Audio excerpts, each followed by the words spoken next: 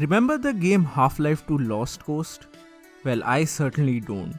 Partly because it was nothing but a tech demo and partly because I didn't had a computer till late 2010s. So my gaming life is fairly new. Either way, I discovered or I rediscovered this game in March, whatever might be the case for you. So my name is Soham and welcome to Wonder WhyZ, and in today's short video I'll talk about Half-Life 2 Lost Coast. So basically, Half-Life 2 Lost Coast is a technological demo showing off the Source Engine's HDR rendering capabilities, which were quite revolutionary at that time. However, in more layman's term, this was an additional level for the original Half-Life 2 game, which was later on scrapped. This chapter was originally supposed to take place in the coast region between the levels Highway 17 and Sand Traps, in the form of the town of St. Olga. Thus the name Lost Coast for this game. Now I'll be honest, I didn't know anything about this game. When I was younger, I only got to play Half-Life Uplink and the original Half-Life game.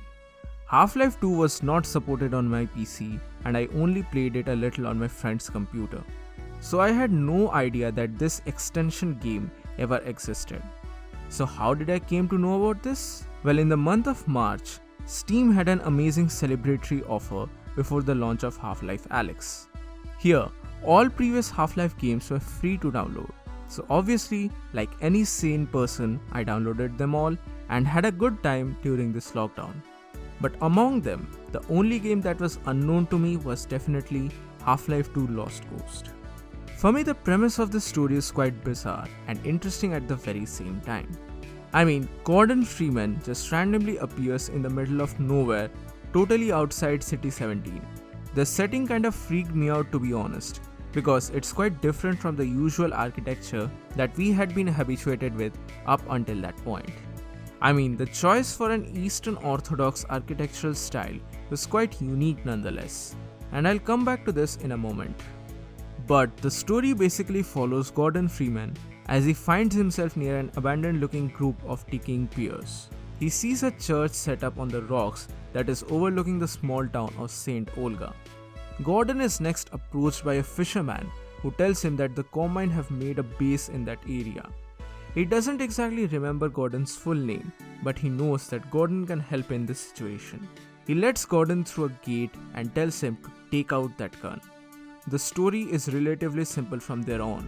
As Gordon enters through the gate, he goes on a winding path to reach the top where the church is located. And in a typical Half-Life style, he encounters resistance in the form of the Combine soldiers all along the way. There are also occasional crates of health boxes and suit which help the player to progress. And then we reach the church. Not gonna lie, for such an old game, this looks absolutely fantastic. And the HDR is definitely on display here. Remember how I said that this type of architecture is really special? Well, the reason is that this church, or rather this particular level, was designed with a variety of appropriate environments to emphasize the setting of the HDR. This church provides a great mix of extreme dark and light areas, which help to display the effectiveness of the HDR. Now story-wise, as the player progresses to the near of the top, a launcher based in the church begins bombarding the nearby town with headcrab shells. And here, for the very first time, we actually see the launcher for the headcrab shells that we encounter throughout the main game. It's quite funny that we never get to see these things in the main game. Now the story after this is quite simple. You have to jam the launcher with anything found on the floor. This alerts the Combine and they storm into the church. A fight ensures that is relatively easy because there's a lot of ammo and health packs nearby. Next, we make our way out of the church to find ourselves surrounded by a Combine hunter chopper. And this is the only place in the entirety of the Half-Life 2 where we can blow a hunter chopper with an RPG.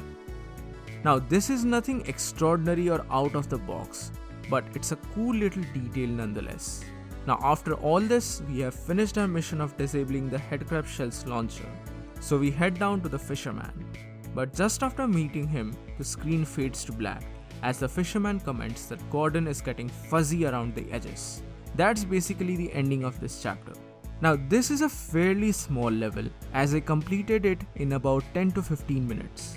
It's not something out of the box or extraordinary, but it's certainly fun nonetheless. Showing off the power of the Source engine, this little game did a couple of interesting things. It showed off HDR, obviously, but along with that, it also added the developer commentary, which was liked by everyone, and henceforth it became a staple for future Valve releases. The game also adds certain details to the world of Half-Life. Now, if you want to believe them or not, it's totally upon you, since many people don't consider this game as canon because it was cut from the main release. But still, I find these details interesting nonetheless, and they make the world of Half-Life more fleshed out in my opinion. So the fisherman says that the headcrab shells were called zombie guns by the locals for obvious reasons, and he also reveals that the leeches are used as food. Since fish in the ocean are nearly extinct, the human occupants of coastal areas seem to catch and eat these leeches instead. This, I believe, could be a detail for the main game also, since the coast is pretty much an important part throughout the Highway 17. Now, this additional level was released on 27th October 2005 through the Steam Content Delivery system, and for its time, it's quite good. That's why it got such a positive reception. So that's the story of Half-Life 2 Lost Coast. Have you guys played this game, and what are your thoughts about it? Mention them in the comment section below. So that's it for today guys, thank you so much for watching. Give this video a thumbs up if you liked it, subscribe to the channel for more, follow me on Twitter, follow me on Instagram and follow me on Facebook. Links are in the description below. This is Wonder WhyZ and I'll see you soon in the next video.